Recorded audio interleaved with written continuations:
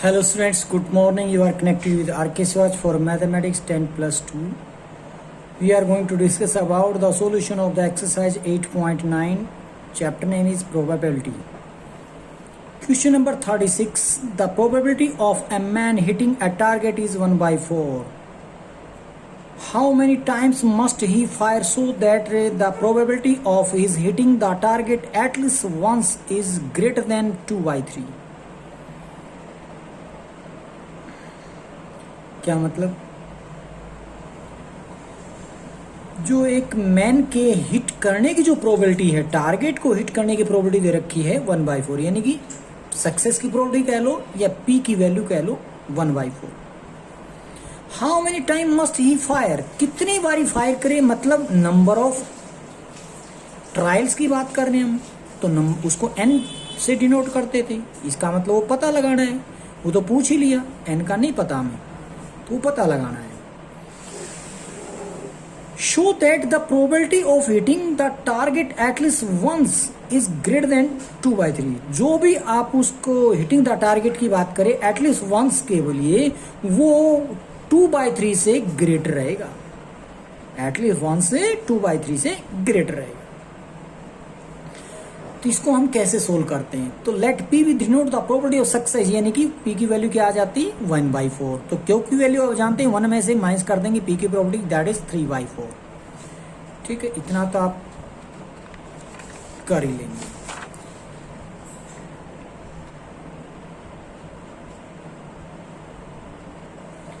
आगे suppose the man fire n time, तो हमने लेट कर लिया कि कितनी बारी वो फायर करता है, एन टाइम फायर करता है. Let x denote the number of success in the experiment, और एक्स को हम क्या कह देते हैं, नंबर ऑफ सक्सेस को डिनोट कर लेते हैं, यानी कि probability of x is to r के लिए.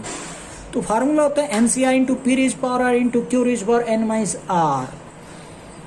तो यहाँ पर हमारे पास P की वैल्यू है, Q की वैल्यू है, डाल देते हैं, ना N की वैल्यू ना R की वैल्यू, दोनों की वैल्यू हमने रख दी फार्मूले के अंदर, P और Q की. Now it is given that the probability of man hitting the target at least once is greater than 2/3. क्या कहा है उसने, एटलीस्ट 1 से ग्रेटर की बात कर रहा है, यानी कि x इज ग्रेटर देन 1 की बात कर रहा है. वो भी क्या चीज है, इज ग्रेटर 2/3. तो इस x इज ग्रेटर देन 1 वाली जो प्रोबेबिलिटी रहेगी, यानी कि 0 और 1 की जो प्रोबेबिलिटी वो ग्रेटर रहेगी, किससे रहेगी, ग्रेटर 2/3 से. ये गिवन है अकॉर्डिंग टू स्टेटमेंट लिखा मैंने, अपनी तरफ से कुछ नहीं लिखा, स्टेटमेंट में दिया था. एक बार फिर भी याद दिला दूं आपको, कहां है ये, उन्होंने कहा था show that the probability of hitting the target at least once is greater than, यानी कि probability of x greater than 1, ये होता है एटलीस्ट 1 का मतलब कम से कम 1 या 1 से ज्यादा है. तो एक्स इज ग्रेटर देन 1 होता है एटलीस्ट 1 का मतलब.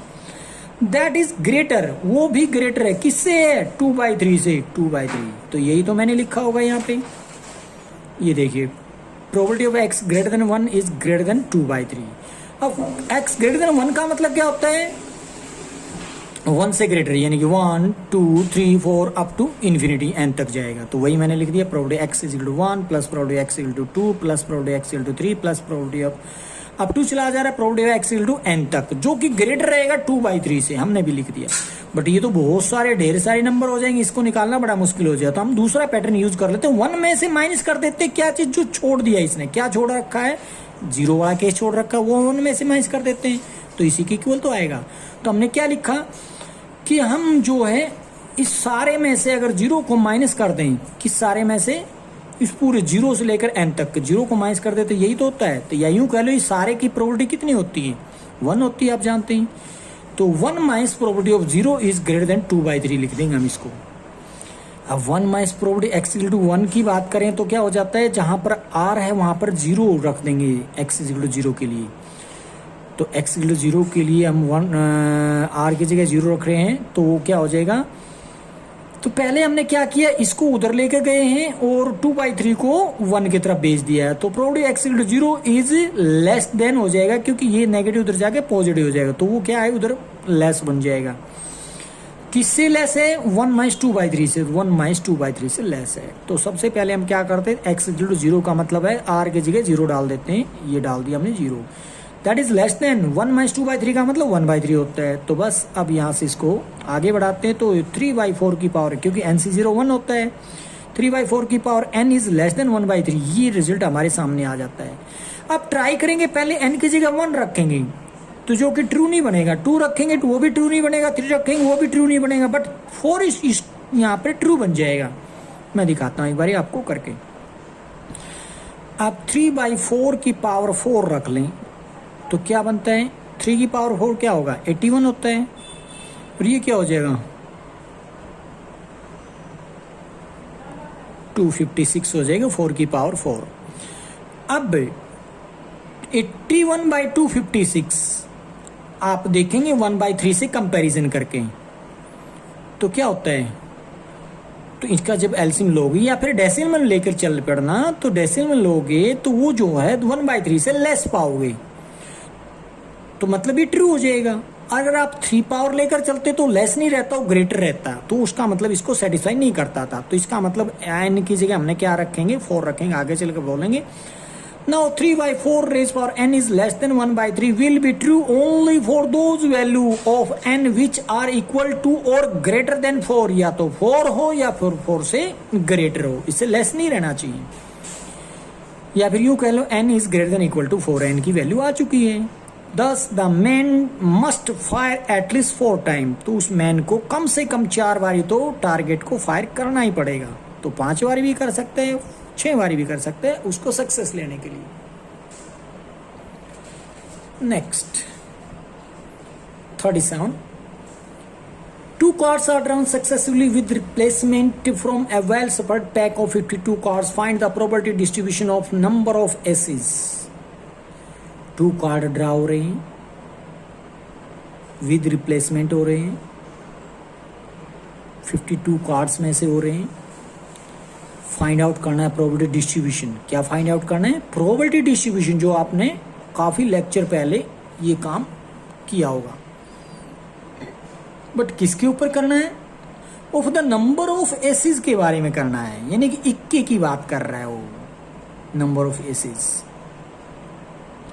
तो हो सकता है एक भी ना निकले, हो सकता है एक निकला है, हो सकता है 2 निकला है, 2 से ऊपर तो हो ही नहीं सकते क्योंकि 2 कार्ड्स ड्रॉ जो कर रहा है। तो इसका मतलब जो आर की वैल्यू है 0, 1, 2 हो सकती है। आर का मतलब वहां पर एक्स भी आप बोल सकते हैं।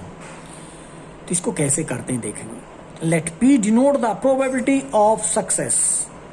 पी क्या है, प्रोबेबिलिटी ऑफ सक्सेस, यानी कि getting an ace in single draw of from a well shuffled pack of 52 cards. तो 52 कार्ड्स के पैक में से 1 कार्ड को ड्रॉ किया जा रहा है, वो भी सिंगल, तो उसमें एस होने की प्रोबेबिलिटी को पी डिनोट कर रहा है। तो पी क्या हो जाएगा, एसेस होते कितने, इक्के कितने होते हैं, 4 होते हैं, तो 4/52 हो जाएगा पी की वैल्यू।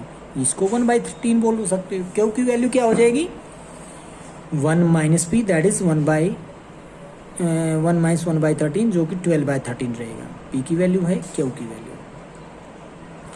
अगर आपको n पता हो तो आगे बढ़ जाना है, यानी कि let x note the number of success in the experiment and n is equal to 2। n is 2 का मतलब 2 कार्ड्स ड्रॉ जो किए कर रहे हैं, तो वहां पर n ये फार्मूला बनता है x equal to r is n p r a. P कहाँ से लिख दिया मैंने, सी आएगा यहाँ पे। पी तो परमुटेशन होता है, सी फॉर कॉम्बिनेशन, यहाँ कॉम्बिनेशन यूज होता है, परमुटेशन कभी भी यूज नहीं करोगे आप। तो n c r into p raise power r into q raise power n minus r, ये फार्मूला होता है। तो एन की वैल्यू 2 मिल चुकी, आर की मुझे पता नहीं है, पी की वैल्यू 1/13 है, क्यू की वैल्यू 12/13। ये दोनों को रखने के बाद ये रिजल्ट मेरे पास पहुंचा p is equal to p x is equal to r के लिए। अब आर की वैल्यू 0, 1, 2 की बात कर रहे हैं, पहले 0 रखेंगे, फिर 1 रखेंगे, फिर 2 रखेंगे। इसी फार्मूले में आर की जगह 0 रखा, आर की जगह 1 रखा, आर की जगह 2 रखा। इसकी कैलकुलेशन आपको नजर आ रही होगी, 1 4 पर 169, 2 4 बाई 169, 1/169। हमें तो प्रोबेबिलिटी डिस्ट्रीब्यूशन देना है। प्रोबेबिलिटी डिस्ट्रीब्यूशन यही तो होता है, एक्स की वैल्यू 0, 1, 2 है और probability x is equal to 0 के लिए प्रोबेबिलिटी निकलेगी ये, 1 के लिए प्रोबेबिलिटी निकल रही ये रख दी, 2 के लिए प्रोबेबिलिटी निकल रही 1/169 वो रख दी। तो यही है रिक्वायर्ड प्रोबेबिलिटी डिस्ट्रीब्यूशन।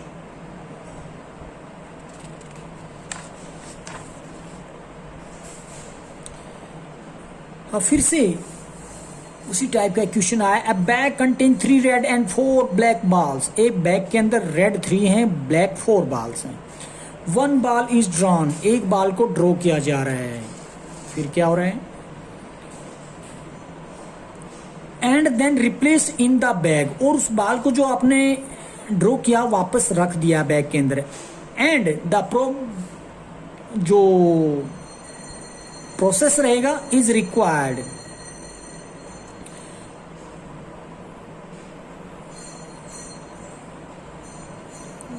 और आगे कहते हैं every time the ball drawn is red,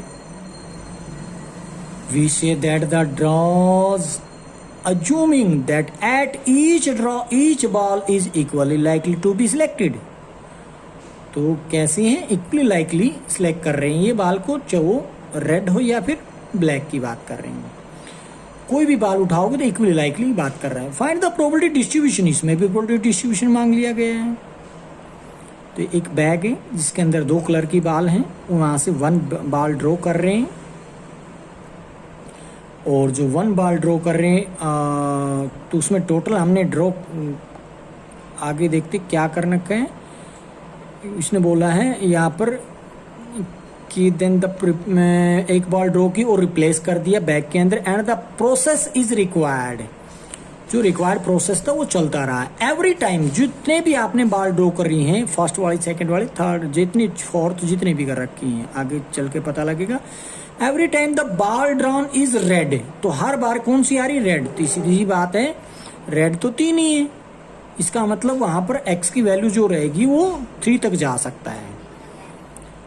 we say that the draw, ये हमने बात करी ली, assuming that the each draw each ball equally likely बात हो रही है। फर्स्ट रेड हो चाहे सेकंड रेड हो चाहे थर्ड रेड हो, तो इसका मतलब यहाँ से r का पता लग जाता है 0 1 2 3, या x की बात कर लो, चाहे x 0 1 2 3 रहेगा।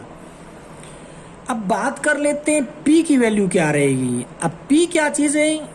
एक्चुअली में बोल सकते हो रेड बॉल की बात कर रखी है तो वो उस सक्सेस बोलेगा। तो इसका मतलब 3 है, टोटल है 7, 3/7 आप लिख सकते हैं। और एक एक करके बॉल ड्रॉ कर रहे हैं तो आप कॉम्बिनेशन से भी यूज कर रहे हैं, या फिर डायरेक्टली फॉर प्रॉपर्टी निकालेंगे उसकी प्रोबेबिलिटी 3/7, एक ही मतलब निकलेगा। Let P denote the probability of success, यानी कि किसको बोल रहा है सक्सेस है? Getting an red ball in the single draw from bag each containing 3 red and 4 black balls. Bag के अंदर 3 रेड 4 ब्लैक बॉल्स, वहां से एक बॉल ड्रॉ करें, वो भी रेड बॉल, उसको हम प्रोबेबिलिटी ऑफ P की सक्सेस, यानी कि प्रोबेबिलिटी ऑफ सक्सेस यानी कि P बोल रहे हैं। तो क्या होता है? 3/7 बोल रहा है, तो वही यहाँ पे 3C1 या 3/7 में डाल दिया गया है। तो P की वैल्यू क्या आ जाती है? 3/7। तो क्यों की निकाल बैठेंगे हम यहाँ से, किस फार्मूले से? 1 - P, दैट इज 4/7 निकल के आएगी। X note the number of success, और N की वैल्यू क्या रहेगी? बाल रेड में 3 है तो N की वैल्यू 3 रह जाती है। तो फार्मूले में हम डाल देते हैं N की वैल्यू क्या है मेरे पास? 3। तो क्या NCR into P raise power R into Q raise power N - R, और P और Q की वैल्यू और डाल देते हैं। तो क्या बन जाएगी? P की वैल्यू 3/7 है, Q की 4/7 है। ये डालने के बाद हम बात कर रहे हैं प्रोबेबिलिटी x = 0 के लिए, क्योंकि 0 1 2 3 लेकर चलेंगे प्रोबेबिलिटी डिस्ट्रीब्यूशन जो तैयार करना है। तो 0 की बात करेंगे तो R की जगह यहाँ पर 0 डाल देंगे, 3 जगह 0 डालने के बाद ये रिजल्ट मिलके 64/343 आएगा। 1 डाल देंगे R की वैल्यू, तो यहाँ पर 3C1 इंटू 3/7 की पावर 1 इंटू 4/7 की पावर 2, इसको सोल्व करेंगे 144/343 मिलेगा। R की जगह 2 डालोगे, या x की वैल्यू 2 कह लो, तो 3C2 3/7 की पावर 2 4/7 की पावर 1 हो जाएगी, क्योंकि 3 - 2 क्या होता है? 1 हो जाती है। इसको सोल्व करोगे तो 108/343 मिलेगा। अब R की वैल्यू 3 बोल लो या x की वैल्यू 3 कहोगे तो 3C3 इंटू 3/7 की पावर 3 हो जाए, क्योंकि इसकी पावर 0, क्योंकि 3 - 3 क्या हो जाता है? 0 हो जाता है। तो वो जो निकल के आएगी कैलकुलेशन 27/383 मिलेगा। तो रिक्वायर्ड प्रोबेबिलिटी डिस्ट्रीब्यूशन क्या रहेगा? x की वैल्यू 0 1 2 3, x की 0 1 2 3 रख दिया, और इनकी प्रोबेबिलिटी रिस्पेक्टिवली दिस, तो हमने ये वो भी डाल दी। ये क्या है? Required probability distribution. Next, suppose that a ratio, Suppose that a radio tube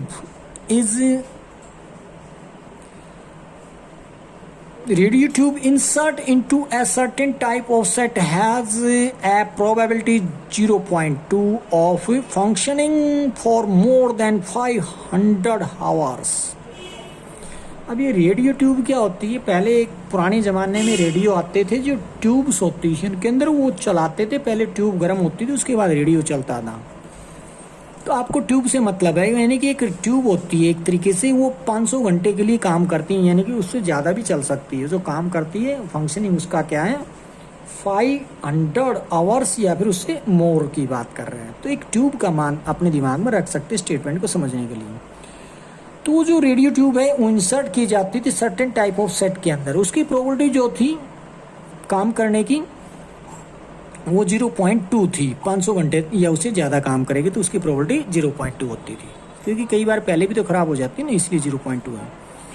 if you test 4 tubes, अगर हम 4 ट्यूब्स को टेस्ट करते हैं, यानी कि ये आप n की वैल्यू मान सकते हैं, ये p की वैल्यू 0.2 ले सकते हैं। What is the probability that exactly k of this function for more than 500 hours. ये मोर देन 500 आवर्स का मतलब ये तो वर्क है उसका। Where k is 0, 1, 2, 3 and 4. Also draw a histogram for this distribution. तो k की वैल्यू 0, 1, 2, 3, 4 यूँ कह लो, चाहे r की वैल्यू मान लो, क्योंकि r की जगह उसने k बोल दिया यहाँ पे, तो कोई दिक्कत नहीं है। तो निकालना वही जो अब तक काम कर रहे थे। तो देखिएगा, let p denote the probability of success, यानी कि p की वैल्यू एक तरीके से 0.2 गिवन है, जिसको 2/10 या 1/5 बोल सकते हो, क्योंकि वैल्यू 1 माइनस p यानी कि 1 माइनस 1/5 4/5 निकल के आ रही है। लेट कर लेते x भी द नंबर ऑफ सक्सेस, तो जो कि 4 हम पीछे भी बोल के चल रहे थे, 4 ट्यूब पे टेस्ट किया गया है, तो इसका मतलब क्या है, n इज इक्वल टू 4 आ जाती है। तो फार्मूला बनता है probability x equal to r के लिए NCR into p raise power r into q raise power n minus r। फिर we are required to find the probability x is equal to k, क्योंकि उसने क्या बोला था एग्जैक्टली, मतलब उसने k की बात कर रखी, तो r की जगह हमने k यूज कर लेना है। तो k की वैल्यू 0, 1, 2, 3, 4 है, तो बस पहले हम r की जगह k रख लेते हैं, जहाँ r है वहाँ पर k रख दिया हमने। उसके लिए फार्मूला मुझे NCK into p raise power k into q raise power n minus k. वहाँ पर आप इसको n की वैल्यू हमें पता है तो 4 डाल दी, बाकी वही चीज़ p और q की वैल्यू डाल रखी है।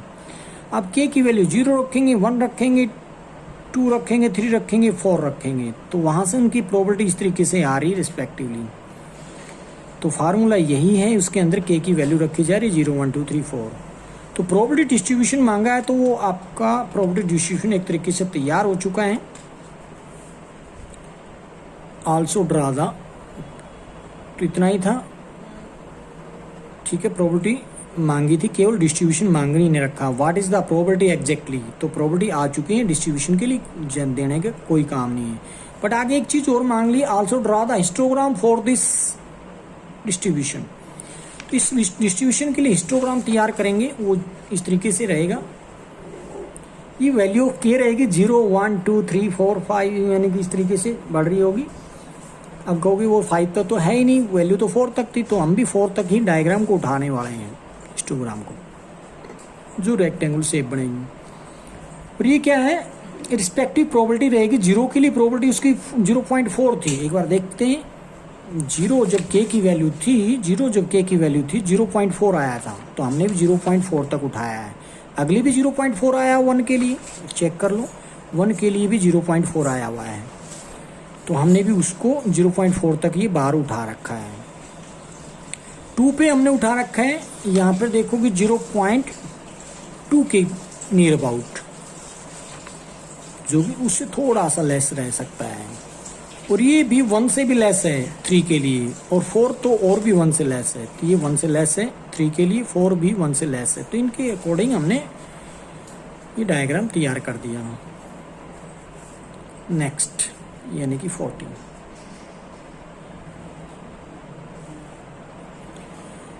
A coin is tossed n time.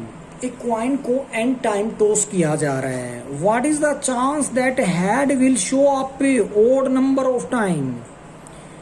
एक क्वाइन को n टाइम शो किया जा रहा है, यानी कि नंबर ऑफ ट्रायल्स का नहीं पता है, इसका मतलब निकालना होगा।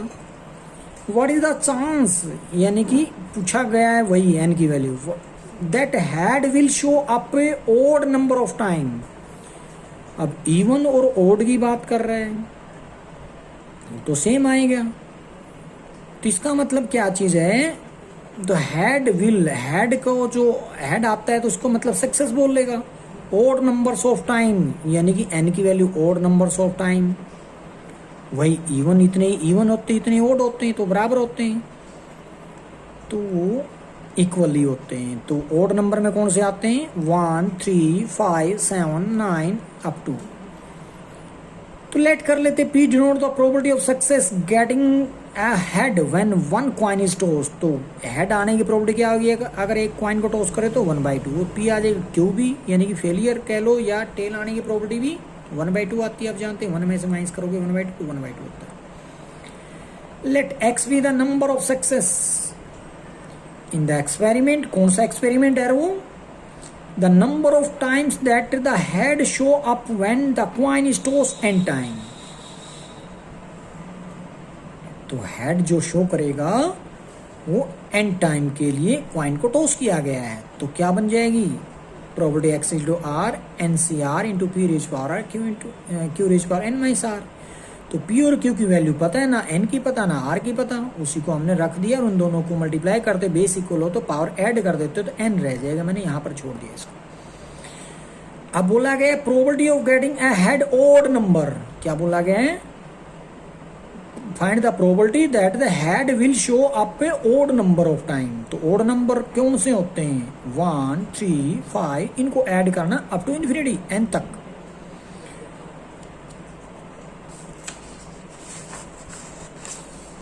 तो देखोगे आप यहाँ पे है आर की वैल्यू 1 लेंगे, फिर 3 लेंगे, फिर 5 लेंगे, फिर 7 लेंगे, अप टू ये चलता रहेगा, डैश डैश लगा दी मैंने। तो यहाँ से आप एक चीज देख रहे हो कि 1/2 की पावर n हर जगह से कॉमन आ रही, मैंने 1/2 की पावर n कॉमन ले ली तो nc1 nc3 nc5 ये रह जाएगा। ये एक प्रॉपर्टी होती है, एक फार्मूला कह सकते हैं आप इस चीज को, जो कि 2 रेज पावर n-1 हो जाएगा, इवन हो चाहे ओड हो, क्योंकि आधे इवन होते आधे ओड होते। तो 2 रेज पावर n-1 होता है इसका सम। तो प्रॉपर्टी मैं लगा दूं तो 1/2 रेज पावर n यही है, और इसकी जगह मैंने क्या लिख दिया, 2 रेज पावर n-1।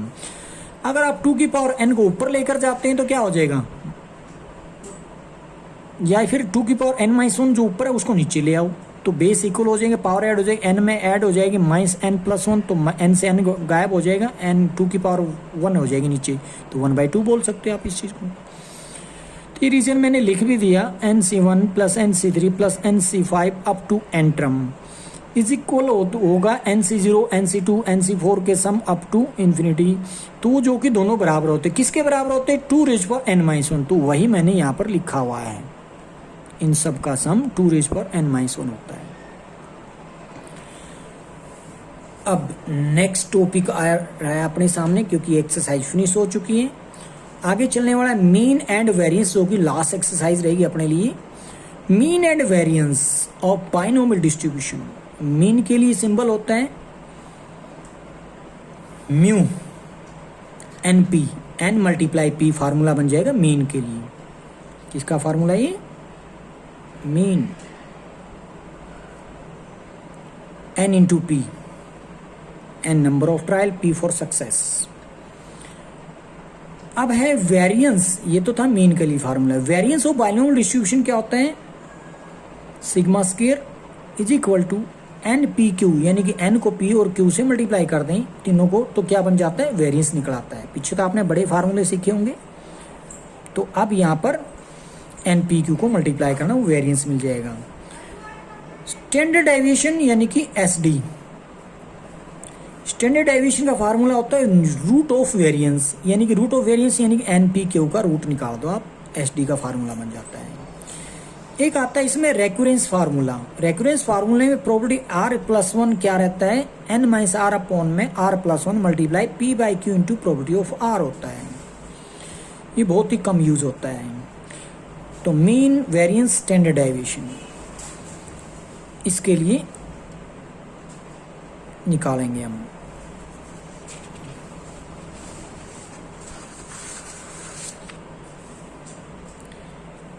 तो अब ये हम एग्जांपल ले रहे हैं जो कि मीन वेरिएंस और स्टैंडर्ड डेविएशन को समझने के लिए, जो कि एक्सरसाइज 10.4 स्टार्ट हो रही है। Find the mean of the binomial distribution b 4,1/3। ये b, ये क्या b कोई पॉइंट नहीं है? कहीं सोचते हो कि x की वैल्यू 4 है, y की वैल्यू 1/3 है, तो क्या चीज़ है? b किसको रिप्रेजेंट कर रहा है? बाइनोमियल डिस्ट्रीब्यूशन को, जिसमें n की वैल्यू 4 है तो p की वैल्यू 1/3 है। तो ये नोट कर लेना इस चीज को। लिखेंगे the given binomial distribution is b 4,1/3, यानी कि n की वैल्यू 4 है तो p की वैल्यू 1/3 है। तो यहाँ पर रीजन भी बता दिया, because b and p is a binomial distribution with parameter n and p. Hence mean of given binomial distribution n into p होता है। तो मीन का फार्मूला अभी पीछे देख के n को p से मल्टीप्लाई कर रखा था, n की वैल्यू मेरे को पता लग गया 4 है, p की वैल्यू 1/3, दोनों को मल्टीप्लाई कर दूंगा 4/3 आ जाएगा। That is the mean. बस इतना ही काम था, आंसर आ चुका है। If the mean and variance of a binomial distribution are respectively 9 and 6, ये तो मीन की वैल्यू 9 दे रखी है, वेरिएंस की वैल्यू 6 दे रखी है। अब हमें फाइंड आउट करना है डिस्ट्रीब्यूशन। तो डिस्ट्रीब्यूशन कैसे पता लगाएंगे? मीन का पता है और वेरिएंस का पता है। मीन होता क्या है? एनपी की वैल्यू, तो लिख लेते हैं। Let x with the binomial variate with parameter n and p. Mean का फॉर्मूला हम जानते हैं, एनपी होता है, दैट इज गिवन 9, तो इक्वेशन फर्स्ट बोल देते हैं। एंड द वेरिएंस गिवन है 6, तो वेरिएंस का फॉर्मूला होता है NP Q, that is 6 given है, तो इसके इक्वेशन नंबर सेकंड बोल देता हूँ। दोनों को सोल्व करेंगे, इस एनपी की जगह यहाँ से उठाकर 9 वैल्यू रख दो, 9 क्यू इक्वल टू 6 हो जाएगा। अब क्यू की वैल्यू 6/9 हो जाएगी, जिसको आप 2/3 लिख सकते हैं। क्यू की वैल्यू आ चुकी है तो पी की आप निकाल सकते हैं, 1 में से माइनस कर देते क्यू, तो क्या आ जाता है? पी की वैल्यू। तो 1 माइनस 2/3 दैट इज 1/3, पी की वैल्यू आ चुकी है। पी की वैल्यू मिल गई, क्यू की वैल्यू मिल गई, एन का पता लग गया।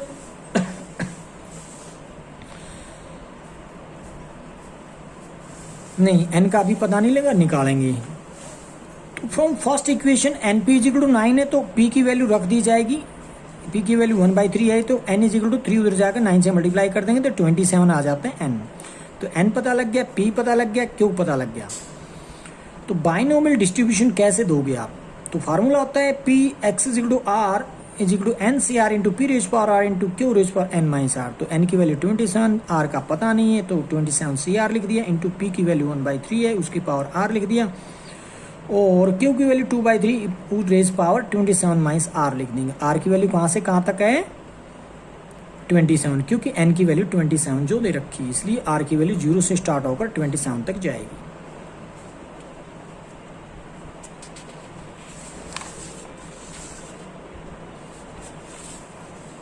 Next, determine binomial distribution whose mean is 9। क्या दे रखा है? मीन 9 दे रखा है, हुज स्टैंडर्ड डेविएशन इज 3/2। क्या आप स्टैंडर्ड डेविएशन पढ़ के आए थे? एसटी यानी कि रूट ऑफ वेरिएंस पढ़ा था, वही है स्टैंडर्ड डेविएशन, एसटी। तो दो चीजें दे रखी, मीन दे रखे, स्टैंडर्ड डेविएशन, तो लिख लेते हैं। गिवन दैट एनपी यानी कि मीन जो था वो फार्मूला होता है एनपी, दैट इज गिवन 9, तो n p is equal to 9 first equation. Standard deviation का फार्मूला होता था रूट ऑफ एनपी क्यू, जिसको सिग्मा से डिनोट करते हो, standard deviation SD, that is given 3/2। तो स्केयरिंग बोथ साइड कर दो तो n p q is equal to 9/4 आ जाएगा। तो इक्वेशन नंबर सेकंड, इन दोनों को सोल्व कर लो जैसे फर्स्ट क्वेश्चन में कर रहे थे। एन पी की जगह वैल्यू रख देंगे 9, 9 क्यू इज इक्वल टू 9/4 हो जाएगा। तो क्यू की वैल्यू क्या हो जाएगी? 1/4। क्यू की वैल्यू निकलने के बाद पी की निकालना बड़ा आसान है, 1 माइनस क्यू कर देते, क्यू की वैल्यू 1/4 है तो 1 माइनस 1/4 3/4 बन जाता है। तो अभी p की वैल्यू निकली है, q की वैल्यू निकली है, n नहीं निकला तो यहाँ पर डाल देते हैं p की वैल्यू। तो from equation first n p is equal to 9 में p की वैल्यू डाल रहा हूँ 3/4, तो n into 3/4 is equal to 9, जो कि 4 को 9 से मल्टीप्लाई कर देंगे, 3 से डिवाइड कर देंगे तो n की वैल्यू क्या आती है? 12 आ जाती है। तो n आ चुका है, p आ चुका है, q आ चुका है। तो बाइनोमियल डिस्ट्रीब्यूशन देने में शायद आपको दिक्कत नहीं आएगी, आर के टर्म में छोड़ देंगे। Hence the required binomial distribution is 12 CR, क्योंकि n की वैल्यू 12 है, p की वैल्यू 3/4 है तो 3/4 की पावर आर इंटू में 1/4 रेज पर 12 माइनस आर। 1/4 क्या था, क्यू की वैल्यू थी, एन की वैल्यू 12 थी। और आर की वैल्यू कहाँ तक जाएगी, 12 तक जाएगी, तो 0 से लेकर 12 तक रहेगी आर की value. Next, the mean and standard deviation of a binomial distribution are 20 and 4 respectively. तो मीन दे रखा है 20, स्टैंडर्ड डेविएशन एसडी दे रखा है 4। कैलकुलेट एनपी, अभी अभी तो सेम वही क्वेश्चन बनता है जो अभी अभी करके आए हैं। एनपी की वैल्यू 20 है, क्यों, क्योंकि मीन जो 20 दे रखा है तो मीन का फार्मूला एनपी होता है। और स्टैंडर्ड डेविएशन रूट ऑफ एनपीक्यू होता है, जो कि 4 तरह का स्केयरिंग बोथ साइड करने पर 16 मिलेगा, तो एनपीक्यू की जगह 16 लिख देंगे। तो in first and second equation को सोल्व कर लेते हैं, तो क्या मिलेगा, क्यू की वैल्यू 4/5 आ रही है, क्यू की वैल्यू तो आ चुकी है। अब पी की निकालने में शायद आपको दिक्कत नहीं आएगी। पी की वैल्यू कैसे निकलती है, 1 माइनस क्यू, जो कि 1 माइनस 16/20 आएगा, जो कि 4/20 रहेगा। 4/20 का मतलब है 1/5, तो पी की वैल्यू निकल आएगी। तो क्यू निकल चुका है, पी निकल चुका है, एन हमारे को फर्स्ट इक्वेशन दे देती है। एन कैसे निकलेगा, यहाँ से एन को पी से मल्टीप्लाई कर दो, पी की वैल्यू 1/5 है, तो इसका मतलब n/5 इज इक्वल टू 20। तो एन की वैल्यू 100 आ गई। तो एन की वैल्यू 1 आ रही है, पी की वैल्यू 1 इधर आ रही है, क्यू की वैल्यू 1 इधर आ रही है। तो 3 मांगी थी वैल्यू एन पी क्यू, तो तीनों वैल्यू आ चुकी हैं यहाँ पे। वैसे हमने सोल्व भी किया होगा, कर रखा है। पी की वैल्यू निकालने के लिए 1 में से पी 1/5 आ गई, तो एन पी की 20 थी, तो एन की वैल्यू निकालने के लिए पी की वैल्यू रख दी जा रही, एन की वैल्यू 100 आ जाएगी। एन की वैल्यू 100, पी की वैल्यू 1/5, क्यू की 4/5। नेक्स्ट है डाइज टोस थ्राइस, एक डाई को 3 बार टोस किया जा रहा है। Getting an even number is considered as success, even आता है तो सक्सेस मिलती है, यानी कि पी की वैल्यू इवन आने। इवन कौन सी डिजिट होती हैं, 2, 4, 6 होती है, यानी कि 3 डिजिट होते हैं, 3/6 आ जाएगी पी की वैल्यू। थ्राइस टोस कर रहा है तो इसका मतलब एन की वैल्यू 3 होगी यहाँ पे। आगे बढ़ते हैं, what is the mean and variance of the binomial distribution. Mean भी पूछ लिया और बाइनोमियल डिस्ट्रीब्यूशन भी पूछ लिया, वेरिएंस भी पूछ लिया। तो बाइनोमियल डिस्ट्रीब्यूशन के अंदर मीन और वेरिएंस पूछे, बाइनोमियल डिस्ट्रीब्यूशन का ही मीन वेरिएंस पूछा गया है, तो 2 चीजें देनी है हमने आंसर के अंदर। तो देखते हैं, डाइज थ्रो थ्राइस, इसका मतलब एन की वैल्यू 3 हो जाती है, और पी की वैल्यू कैसे निकलती है, वैसे होती क्या, p getting an even number in the single throw of a die. Even number कितने होते हैं, 3 होते हैं। कौन कौन से होते हैं, 2, 4, 6 होते हैं। तो 3/6 का मतलब 1/2 हो जाएगा, क्योंकि वैल्यू भी 1/2 आ जाएगी, क्योंकि 1 माइनस पी होता है। अब मीन के लिए फार्मूला बनता है एन इंटू पी, एन की वैल्यू 3 है, पी की वैल्यू 1/2, दो जो कि 3/2 हो जाएगी। वेरिएंस के लिए एन पी क्यू, एन की वैल्यू 3 है, पी की वैल्यू 1/2, क्यू की वैल्यू 1/2, तो 3/4 वेरिएंस आ जाएगा। नेक्स्ट है a die is toss thrice, इसका मतलब एन की वैल्यू 3 है। If getting a 4 is considered as success, 4 आने को सक्सेस बोल रहा है, तो 4 डाइस के अंदर कितनी बार है, 1 टाइम, तो 1/6 क्या आ जाएगी, पी की वैल्यू, यानी कि सक्सेस की probability. Find the mean and variance, same हो जाता है इसके लिए। डाई थ्रो कर रहे हैं 3, इसमें एन की वैल्यू 3 आ रही है। P getting a 4 in dice, तो 1/6 आ रहा है, क्यू की वैल्यू 5/6 है, क्योंकि 1 माइनस पी जो हो जाता है। मीन के लिए फार्मूला एन पी, यानी कि 3 × 1/6, जो कि 3/6 का मतलब 1/2 आ जाएगा। वेरिएंस जो होता है एन पी क्यू होता है, एन की वैल्यू 3 है, पी की 1/6 है, क्यू की 5/6 है, इसको सोल्व करोगे तो 5/12 आ जाएगा। ये आंसर। Thank you.